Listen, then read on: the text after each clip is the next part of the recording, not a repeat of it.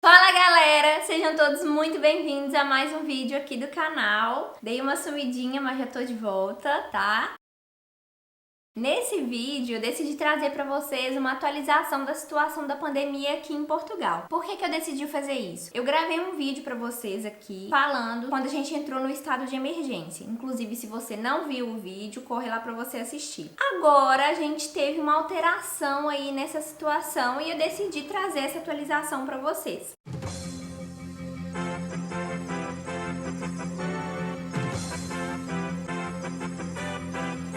Eu acho que a gente ficou uns 45 dias em estado de emergência. Terminou no dia 2 de maio, acho que num sábado. E aí, gente, o primeiro-ministro decidiu fazer a transição do estado de emergência para o estado de calamidade. E como que eles decidiram entrar nesse estado de calamidade? Eles conversaram com cientistas sobre a situação do corona aqui em Portugal e eles viram que não tinha necessidade de prolongar o estado de emergência. Porém, não renovando o estado de emergência não significa que a situação tá ok, todo mundo já tá bem, não existe mais corona. E por isso, e com essa preocupação, né, das pessoas relaxarem achando que tá tudo ok, eles decidiram não afrouxar tanto, né? E aí, por isso, estabeleceram um estado de calamidade. Então, dia 2 terminou o estado de emergência e dia 3 de maio, né, começou o estado de calamidade. E aí, eu vou explicar pra vocês como funciona isso. Galera, estão ouvindo isso? Olha que demais quando a gente vai gravar vídeo.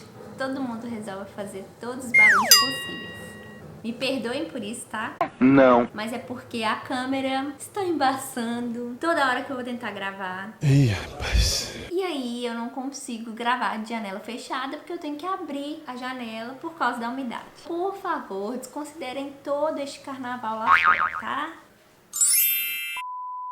Bom, gente, agora eu vou falar para vocês algumas medidas que eles vão permitir durante o estado de calamidade. Eu, particularmente, quando ouço estado de calamidade, eu acho que é muito pior do que estado de emergência, né? Você pensa assim, ferrou, estamos pior do que estava antes.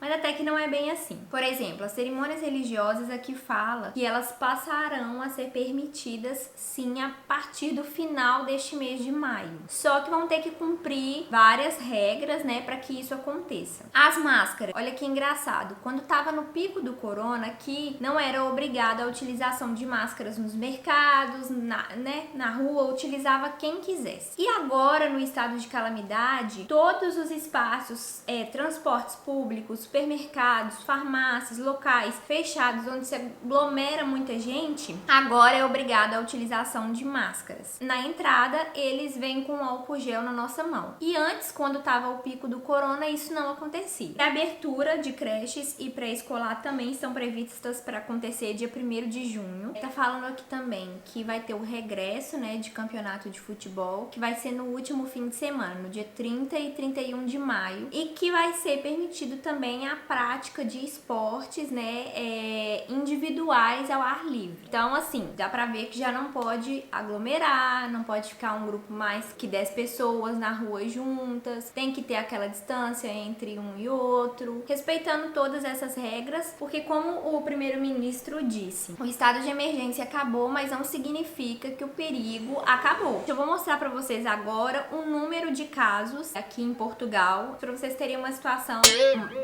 para que vocês tenham uma noção da situação geral de como tá aqui o Covid.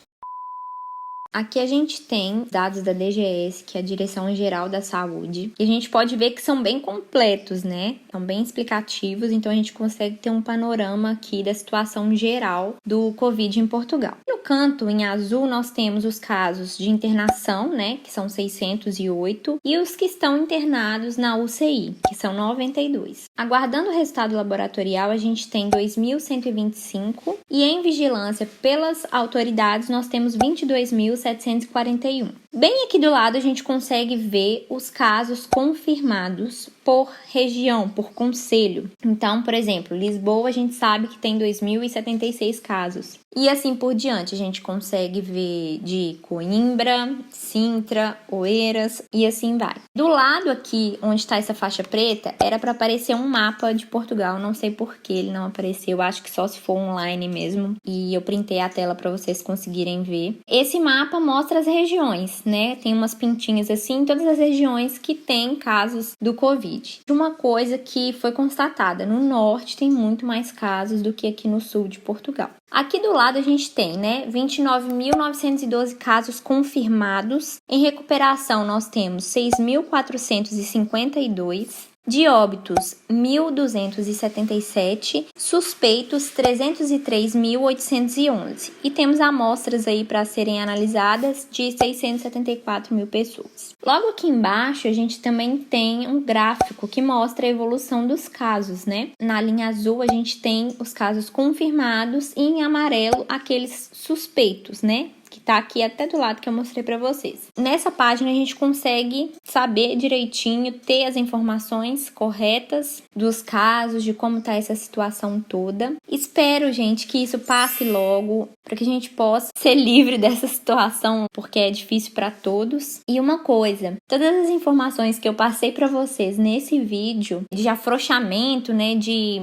mais liberação, estão sendo tomadas medidas cuidadosas para ter essas atitudes, tá? Não tá sendo liberado de qualquer maneira. Então, aos poucos estão sendo afrouxados as regras e assim as pessoas voltando a ter a vida ativa normalmente, aos poucos. E acredito que tá sendo ainda mais presente essas medidas do que quando estava na época do pico. Espero que vocês tenham gostado do vídeo. É só uma atualização mesmo, um vídeo rapidinho, para vocês entenderem como que tá funcionando as coisas aqui. Beijo pra vocês, até o próximo vídeo e fui!